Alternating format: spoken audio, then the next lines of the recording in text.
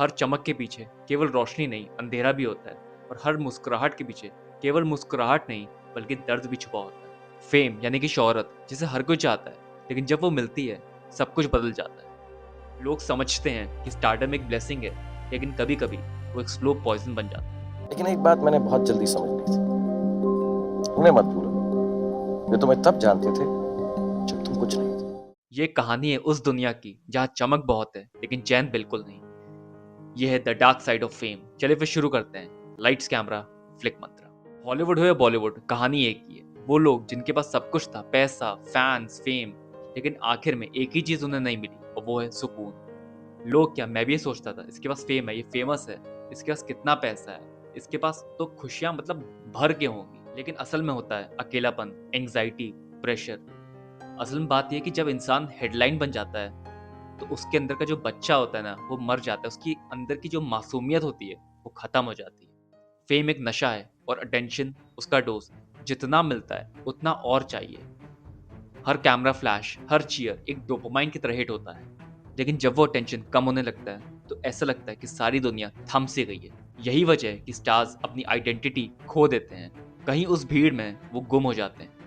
एक टाइम के बाद वो लोग वो इंसान नहीं रहते हैं, बल्कि उनके चेहरे पे एक और चेहरा आ जाता है।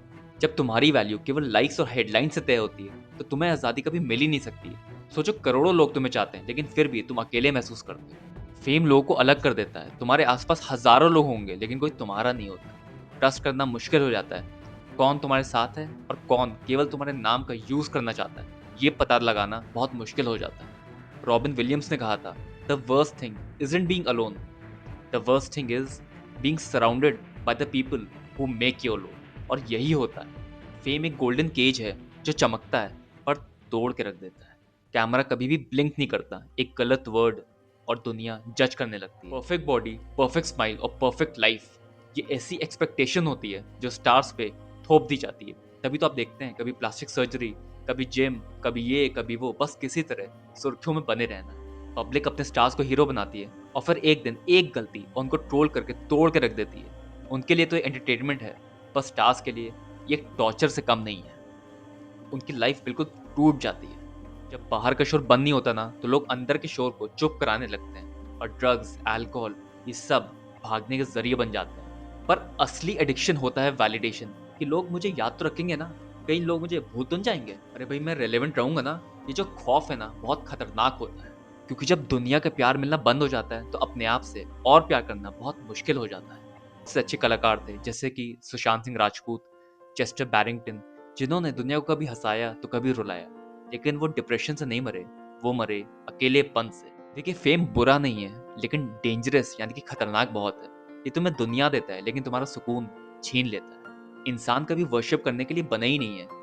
मतलब लोग जिस तरह अपने स्टार्स की पूजा करते हैं, चाहे एसआरके हो चाहे प्रभास हो, और जब उनके स्टार्स अपने फैंस की एक्सपेक्टेशंस पे खरे नहीं उतरते हैं, तो लोग उन्हें इतना ट्रोल करते हैं, इतना ट्रोल करते हैं, कि वो स्टार्स बहुत ज्यादा प्रेशर में आ जाते हैं। एंड में जो पीस है, जो शांति है, वो अप्लॉज से नहीं मिलती, वो मिलती है साइलेंस से। फेम एक इल्यूजन है, यानी कि भ्रम है। जो आज तुम्हारा है, वो कल किसी और का होगा। कि जो फेम है ना, वो चला जाता है, लेकिन अगर पीस मिल गई, तो हमेशा साथ रहती है।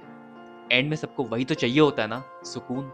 न जाने कितने स्टार्स हैं जो एक टाइम पे अपने प्राइम पे थे, लेकिन आज उन्हें कोई पूछता तक नहीं है। दोस्तों, जिंदगी का एक ही परम सत्य है, और वो है मृत्यु। अगर आपको वीडियो अच्छी लगी, इंटरेस्टिंग लगी, तो इस चैनल को लाइक करें और इस चैनल को सब्सक्राइब भी करें। तब तक के लिए लाइट्स कैमरा फ्लिक मंत्रा।